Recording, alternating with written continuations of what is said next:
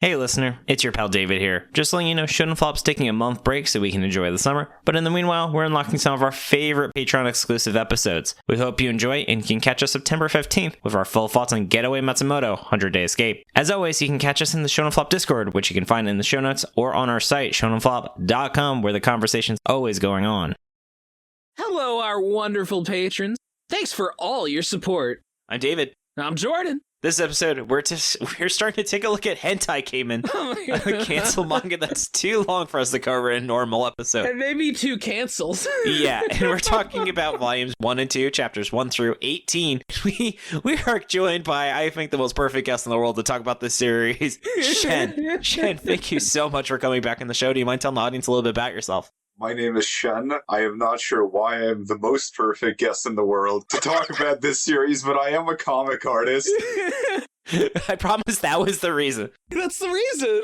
It does explicitly say on the mouth, this series has no hentai content in it. Oh, that's true. It technically doesn't. It's like baiting people into thinking that something lewd will happen, but nothing lewd actually happens. Maybe I am perfect. Not on my Christian podcast. I wouldn't say that nothing lewd happens, but I don't think it's like the kind of lewd that you might think with the title. Yeah. Right. It's not played straight. No.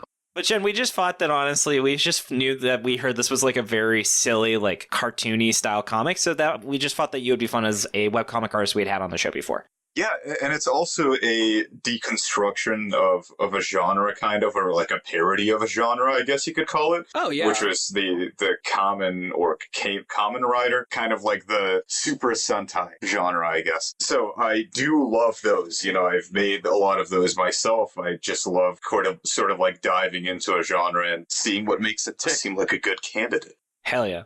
I hope that it ends up influencing your work. I hope you got a lot out of this. You know? God, Jordan, just let the man make his own comics. I'm so sorry, Shen. I promise. Jordan, stop it. It's okay. Like I got a lot out of it, and you know, I tend to kind of put all of that stuff in a bucket, and then pick and choose what I take out of that bucket and put on the page of my own work. So you never know. Something might come out of that bucket. Shen is deleting all knowledge of this series from his brain as soon as he has done this recording.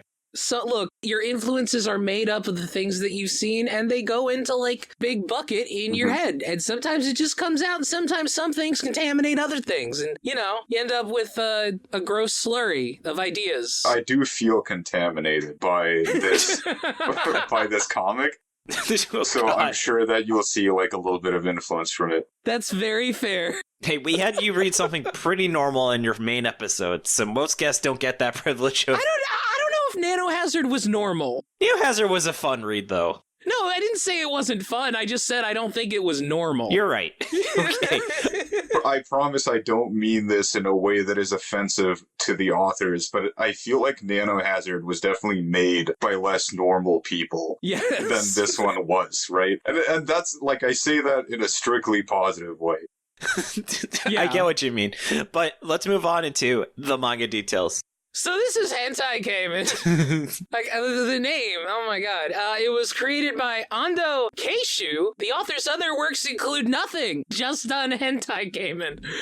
I don't know how he got the series to be revived, though, because it, like, died, and then someone's like, well, this is a fun idea. I guess that's how. Somebody was like, this is a fun idea, and revived it. I don't know. This series ran from September 22nd, 1992 to October 19th, 1993, one of the older series that we covered, and you can tell. And, like, if from nothing else, the print quality. And this ran for 60 fucking chapters in 6 volumes. Yeah, I will also say, I believe the title is a pun. One of the other ways to translate the word, like, transform is hentai. Really? So I believe that's what the joke of this title is supposed to be. So like in One Piece, if you ever notice Frankie says hentai sometimes, that's because it's an alternative translation for the word like transform. Oh, like henshin. Yeah. Oh. That's my understanding of how hentai can mean something besides pornography. And that's the story I told my wife when she saw my notes that said hentai Kamen on my phone.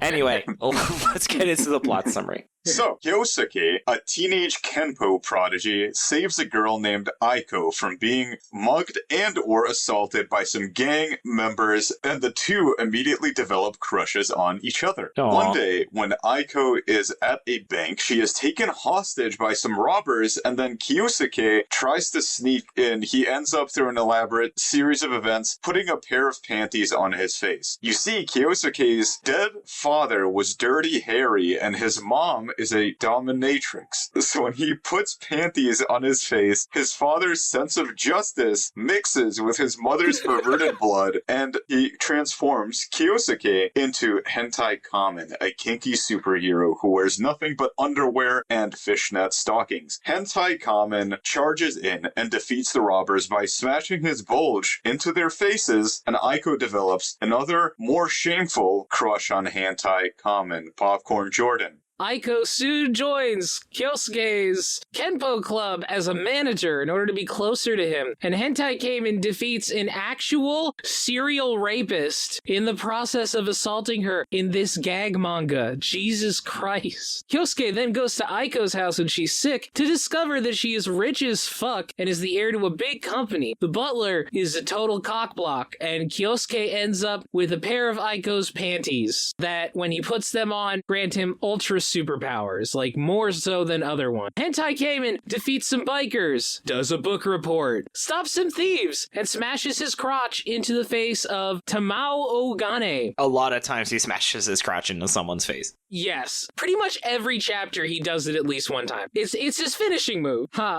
Anyway, he smashes his crotch into the face of Tamao Ogane, a shitty rich kid who runs the next door karate gym and wants to destroy the Kenpo club and take Aiko for his own. Ogane later reappears as a transfer student in order to try and steal Aiko by showing her how perverted Kyosuke actually is, which he does by dripping wax onto his arm and sending him into ecstasy. Aiko discovers that it was Ogane who did this, and when this happens, he actually hits her, which causes Hentai Kamen to save the day. In the process, Aiko discovers that Kyosuke is Hentai Kamen, but convinces herself that it was only a dream. Popcorn David.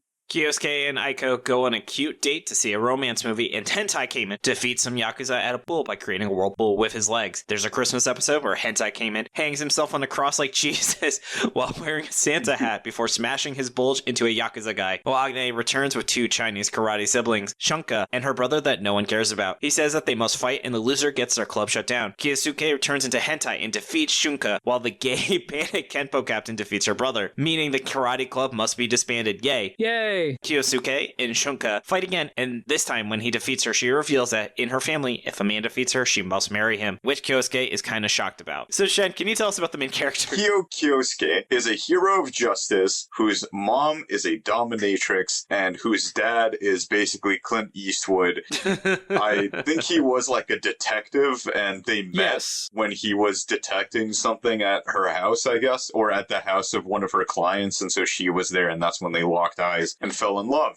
One of the details that I like about him was they were actually at a Dirty Harry movie, and he was like super obsessed with it. No, he tried to shoot like the character on the screen with his real gun. He just shoots bullets very inappropriately. Yes. His dad's kind of great, actually. But the dad has passed away, unfortunately, at the start of the story, so all we see is a photo of him that Kyosuke keeps near the entrance of his home. He says, like, "Hi, Dad," every time he comes home. And it says in the notes, Karate Man, but he's not a Karate Man, he's a Kenpo Man. The Karate Man is the villain. You're right. Yeah, David. I fucked up. The Karate Man is the villain. This guy does Kenpo. I'm actually not completely sure what Kenpo is or what the difference is between Kenpo and Karate. I guess maybe it has some grappling, unlike Karate. Karate doesn't have much grappling. Yeah. I guess. I mean, you know, in America, I've heard them used kind of interchangeably, which is definitely incorrect. But also, it's probably just, it's a different style.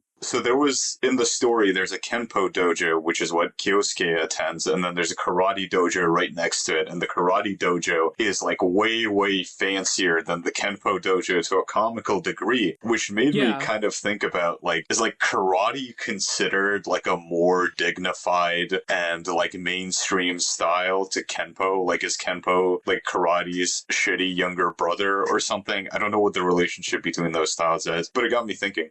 I do love how they like show their school budgets and like their club has a $1 budget, so it's definitely really shitty. I kind of took the implication to be like karate's like a commercial one, you know, like, oh, Americans do karate, you know, they know about karate. They don't know about Kempo though. That's like the under shit. Yeah. That's the indie martial art. I would say the series doesn't have a lot of mainstream appeal, so they probably weren't worried about the Western market reading. I also do find it funny when there's like a very old rundown building next to modern buildings. They did that in what was that series about, like the sextuplets, the six, you know what I'm talking about? Osomatsu-san. They did, that's how like the Osomatsu-san twins house looks, like that Kenpo dojo.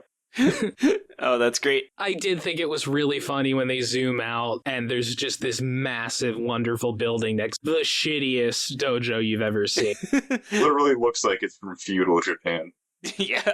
And then, Jordan, can you tell us about the next main character? So Aiko, yeah, she's the love interest.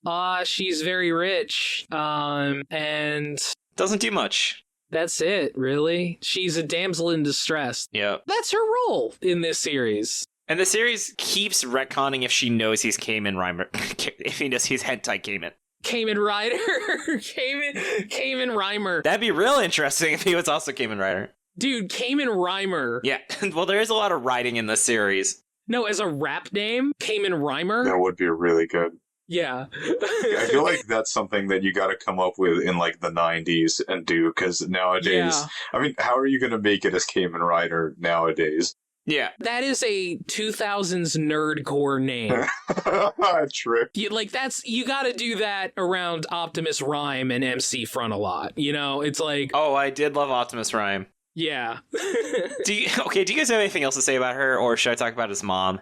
So here's the thing. It almost seems like she does know, but is just like in total denial about it and is constantly like trying to convince herself that it's not, because like she tells herself, okay, I've just been hallucinating that he's hentai Kamen. He can't actually be hentai Kamen, right? And it's like it's ridiculous. She's also really nice. She is very nice. Yeah, that is true. I mean, this is like very much a token female thing, but it's always shown how kind she is and how virtuous she is, and how she's helping out at Christmas and she's putting band-aids on him. She's basically like, she is the token female. Yeah, they hadn't invented strong female characters yet. This is the early 90s. And except though his mom is a very interesting character. She's literally a Dami mommy. Like, on her taxes, it lists her occupation as Dami Mommy. Yeah. That is literally what she is. I got audited when I tried to do that. Oh, man.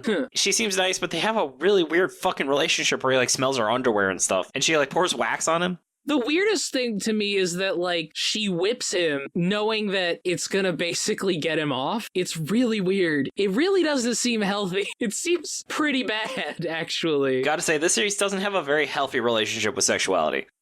It's like, I go back and forth on that. I don't know. I will say probably not. I go on it, but I don't go forth. Fuck. God. All right, let's get into why I failed. I don't even know how to segue into that anymore. So, Jordan, what would you say are some things you didn't like about this series? Man, it really feels like half the jokes in this series are, wow, look at that ugly woman. Yeah, so many of them are like, oh, guess what? It was a man's underwear. It was an ugly woman. Ugly women are intrinsically less valuable than physically attractive women in society. Am I right, fellas? The sheer amount of times that, like, you see a woman from the back and she looks pretty and then she turns around and she's very ugly, that happens, like, all the time. Holy shit. And they're drawn as, they, like, don't even look human. The degree to which, like, the drawings are hammed up, it is a little bit absurd. They're drawn like Shrek a lot of the time. I would say Shrek is relatively, like, beautiful compared to how some of these characters are drawn. Like, this is raw. I mean, there are dudes drawn like that too that are, like, meant to be depicted as, like, not attractive to women. So we do have some, like, gremlin dudes, but they go really hard on the women. It's not the same. Yeah, I mean, we pretty clearly know who the audience of this series was. Yeah, it's not as bad as with the women because it's very much like value is very much like determined in this series at least by their attracts. It's like when a woman is ugly, she's just not even a character. She's a joke. Everything about her is, oh my god, look at that ugly woman. I mean, there's not even really any female characters in this series. What's kind of a funny case is that Aiko has that friend that's also like a manager at the dojo, and she's for some reason in the writing treated as like way less desirable than Aiko. Like nobody really cares about her, but she's not drawn like she's cute. She's as cute by all accounts, right? So yeah. It's like, is it like, do Japanese people just hate blondes? Is that what it is? Like, it was like, I have no clue what the fuck is happening. Yeah. I think she had less pure feminine energy, and that was the issue. Aiko, she's got the pure female energy, and the guys can sense that, and this one, she's more, she just doesn't have it. She just doesn't have the aura. Weak aura. She's not demure enough. Just also, every single joke is structured the same. There's very little variety, and also not a lot really happens where it's like, all these chapters just felt so samey. I feel like this series had like, I don't know, like 5 chapters of jokes. Yeah. How is this going for 60 chapters? Where do you go from here? Because there's no plot. Jokes were like Kyousuke gets injured because he's distracted, right? Yeah. Or there's an ugly woman and somebody falls down such that their legs are up at the front of the panel instead of their torso, because that's the joke. Yeah. It's a woman that you're not supposed to be attracted to. Well, don't forget, sometimes Kyosuke like slams his bulge into a guy's. Which was funny the first time. That part, like, they got very creative with it, I gotta say. Like, I'm not gonna say it was, like, a politically correct thing for sure, but the way that they thought to slam his bulge into people's faces is, it shows, like, a level of creativity, and the way he tied people up, too. I definitely agree with that. Like, my favorite jokes, though, are where somebody's running away and they're like, he can't catch me. And then they'll, like, open a suitcase and he'll just be in there. Yeah. Those were so good. And, like, the endings of a lot of the chapters where it literally just ends on the panel of the police discovering him doing whatever it is he's doing, and then there's no more panels. It's like a cold close. It's just like, that's the end of the chapter. It's a stinger. There was one chapter where the translator was like, hey, I couldn't find the last page. And I think it was honestly way better for not having the last page, where it just literally ends as soon as the bulge makes contact with the Yakuza guy's face. And it's just a deleted scene. It's the one where he shows up as Jesus. That's the best part about it. He's literally hanging from the cross. God. All right, we're starting to get into things we like, so why don't we get into what it did well? Okay. So, Shen, can you tell us what were some things you enjoyed about this? It did a lot of things well. I thought it wasn't that bad by all accounts. The idea was a funny idea. He turns into this powerful form by doing a faux pas thing. So he has to experiment with his somewhat perverted nature. I would say he's a little bit perverted by nature, but he has to sort of push the limits on that in order to save the day. And I thought the lore of him having, I guess, perverted genes and detective genes was funny. It was a good explanation for why he becomes the way that he does. And I thought a lot of the characters, both the villains and the heroes, were pretty colorful, right? Were pretty fun, likable in a lot of ways. Not good, but likable, I guess. And I thought that there was a good balance of sort of IRL stuff and hero stuff as well. There was a good, I guess it never, the IRL stuff, by IRL, I mean when he's his normal identity, it never overstayed its welcome. Neither did the hero stuff. There was just a good balance. There were definitely some chapters where I'm I kind of am hoping Hentai Kamen doesn't show up, because what they're doing right now is actually pretty interesting. There are chapters where Hentai Kamen doesn't show up. I'm honestly very impressed. Yeah. There's actually restraint in this manga, which is shocking, but there is. Yeah. I also will say, like, one of the things I liked is that the series' relationship with sexuality is very, very strange and complicated. And, like, one of the things that, like, I felt was actually kind of positive was that it was, like, as perverted as, like Kyousuke has all these kinks and he turns into hentai Kamen and stuff like that. But when he's not like that, he's just, like, a normal guy. Yeah. They also don't really heavily sexualize the normal women in the series. Like, maybe there's a panty shot or two, but it's, like, not bad. You don't see, like, any, like, super egregious scenes. I mean, look, at least not compared to, like, other places, I suppose. Like, a lot of the times when that happens, it's almost, like, intentional. Like, the Chinese girl at the end where she, like, intentionally, like, tries to seduce guys. It's like, well, she is, like, I guess intentionally doing that, you know? Yeah. There's like a speaking of her fighting style, which I don't remember what it was called. It was like the seductive fist or something like that. There's definitely a lot of like psychological warfare in this series, because the way when Aiko gets kidnapped by that gang, right, by those delinquents, the way that he defeats the gang boss is by just basically making him laugh so hard that he can't even fight back, really, because like he's funny when he's in his hentai Kamen form, which, by the way, the hentai Kamen form itself, I think it looks pretty cool. like real talk. I like how over time he keeps evolving and adding pieces to the outfit, which all makes sense. Like how he adds like the dominatrix gloves and the whip. Yeah. It's also like, you know, when he puts on the hentai Kamen stuff, or rather takes off everything else except for the hentai Kamen stuff, he has like this level of confidence. And it's like, no, Kyousuke like enjoys doing this, actually. It's in his blood. It's in his blood. He was born with the kink gene. I just love how his mom's like, you can't be a cop. You have to be a dominatrix. Yeah, why don't you want to be like me? Fucking so stupid. This series, such an idea. I do want to say, I think the book report chapter really was a great one, where it just felt like that made the universe feel a little bit bigger, and I wish we'd seen more of anyone who isn't hentai Kamen mattering. So you can tell the author has it in him. I will say that series had like a very similar gag to the really nice karate dojo next to the really shitty one that I actually really liked. They're at like this nice bookstore and they're looking across the street and see this guy getting shaken down by the Yakuza, and like his shitty house is there. Like he just lives right across from there, and like it looks like he lives in like this shack that's just like right there. Yeah. And like his sick mom is there. It's good. You know what's funny is by that point in the series, when they were like the first few times that guy shows up, who's got like the big head, who's like very somber looking, they're like, oh, that guy's weird. That's a strange guy. And as I'm reading this, I'm thinking, that guy is weird. He's got a huge head. They made him kind of ugly. That's an evil guy. That guy's got to be evil. Yeah. But no, they subverted it themselves, and they were like, no, that guy is virtuous, actually. How dare you? How dare you think that the character that we drew funny is bad just because we did that 1,000 times? Yeah, that's what I mean. That's like the best chapter of the series. I really liked the conceit of that, which is like they have to like win a book report contest to save the dojo. And the two books that you can choose are a book that is literally like 10,000 pages long and it is like comically huge, and the other one is like 5 pages.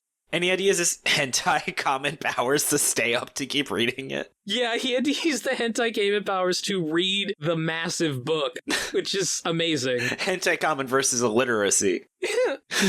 That would have been fun if every chapter was called that. Yeah.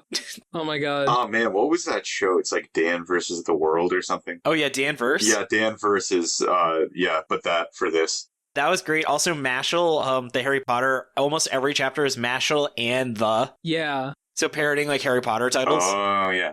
Right, yeah. I'm just imagining like a Sonic Says segment at like the end where Hentai Kamen just delivers a PSA about like staying in school, kids. Yeah. Don't go in a dryer, kids. The gay panic stuff makes it weird, but I did think that the captain was hilarious. I liked his design. Yeah. And like, I love how he forces him to go see the romantic movie twice. I love how it's like one of the jokes with the captain is, which like, it's actually like kind of subtle. They don't directly point this out, but it's like, he is drawn like a 40-year-old man. I thought he was like the coach or something. No, he's a high school student. With the butt chin. Yeah. I'm not gonna lie, I thought he was the coach too. It's only when you guys are mentioning that he's the captain that I'm realizing that he's the captain, as in, like, he's also on the team. Yeah, he's like 17. Who is the actual, like, sensei of that dojo then? Do they even, are they just free flying? I think they're just a club. That's the thing. Like, Oh, it's a club! yeah. So that's why the student government can like fuck with him. Yeah. Right, yeah. All right. All right. And also fucking with it, let's get into miscellaneous thoughts. Something that really aged this, I noticed, was that they converted yen to USD. And I'm thinking about how the yen is at like a really shitty exchange rate. So they used to say that like 1,000 or like 700 yen was like $7. And that's more like $4 because of how fucked their currency is right now. Oh. Oh, that didn't age well, but I'm going to Japan in January. So I'm very much looking forward to making use of that. There was like one thing that must have been like a joke inserted by the translator where they have like a very clear Arnold Schwarzenegger character who's like calls people girly man and stuff like that. Yeah. And then he says at one point, I'm the governor of California. And it's like, well, that happened in the 2000s. And this was made in 1992, translator. Well, it was translated in the 2000s. But it's like, okay, translator, you added that. Translator really liked that character. They put like a little, not like footnote because it was at the top, but they put a little note that's just like, you have to do the accent. Yeah. Yeah. Yeah, this did feel very American cartoon inspired, where it's like Ren and Stimpy. I also felt like it felt very Airplane style with like the tone of the jokes and the speed things were going on. Like, this manga does not ever stop trying to make jokes. Mm-hmm. I don't know, because sometimes the other part of this manga is like a romance. Mm-hmm. It is kind of like an interesting combination they have going.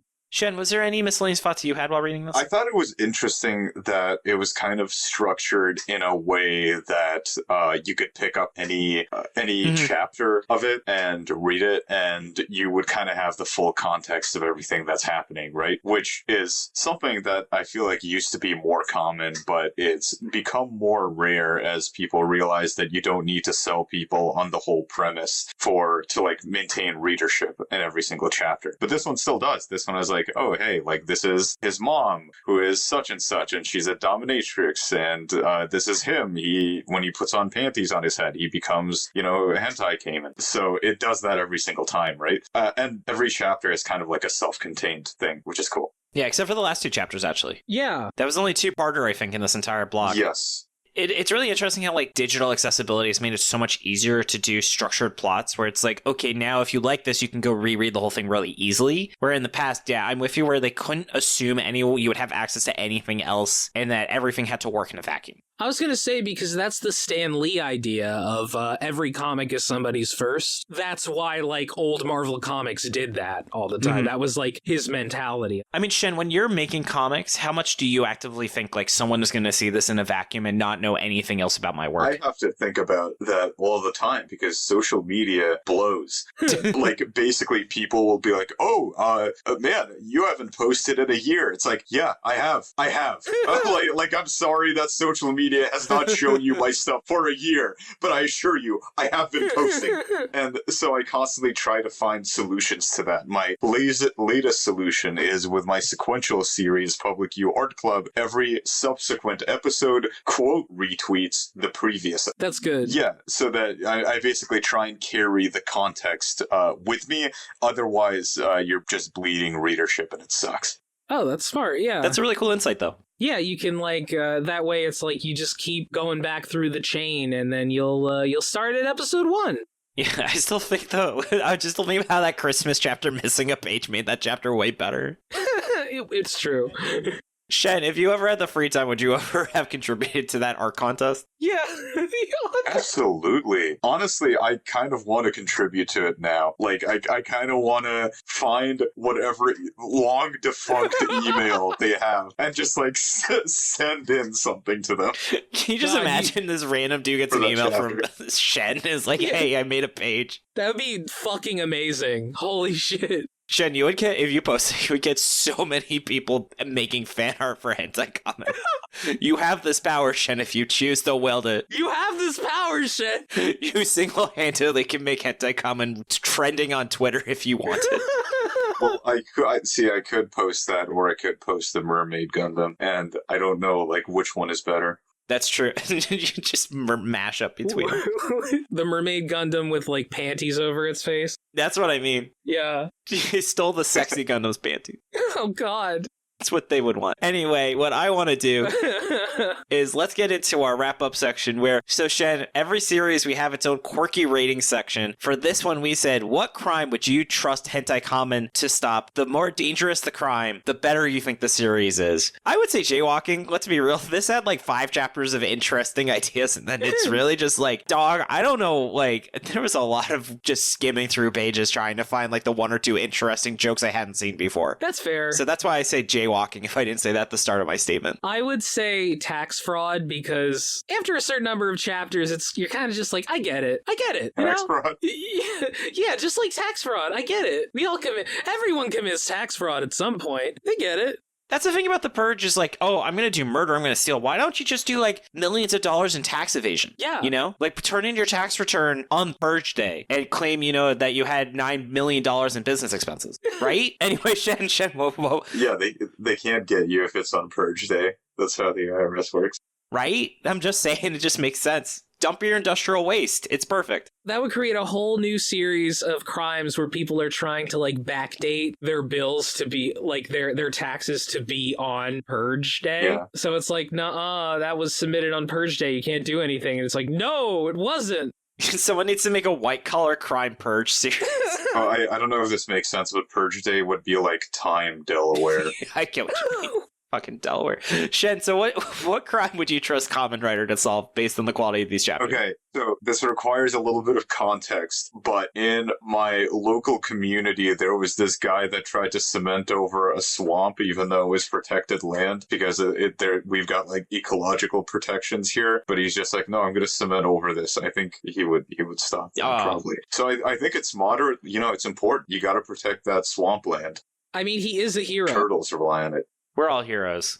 And friends, that's all the time we have for today to talk about hentai Kamen. I want to say, Shen, thank you so much for joining us today. It was a blast having you on a second episode. Where can they find more of you in their life? You can find me on Webtoon at Blue Chair or Public U Art Club if you just search up those terms with Webtoon, or they could find me on Twitter or Blue Sky at Shenaniganson. That's like the word shenanigans with EN at the end. Or in other places, if you just search Shen Comics plus the platform name, chances are I'm there. Sounds good to me. Jordan, I want to say thank you so much for being a great host, great co-host, and helping with editing. Thank you, David, for all the work that you do on this show. Props to Illuminati for the awesome cover art. And Jordan, anything you want to toss in? Check out Mission Ignition, where I talk about the weird show from the 90s that I think only I saw called Vampire. Sounds good to me. Yeah. And then I want to say, patrons, thank you so much for making this episode possible. Bye. Bye. Bye.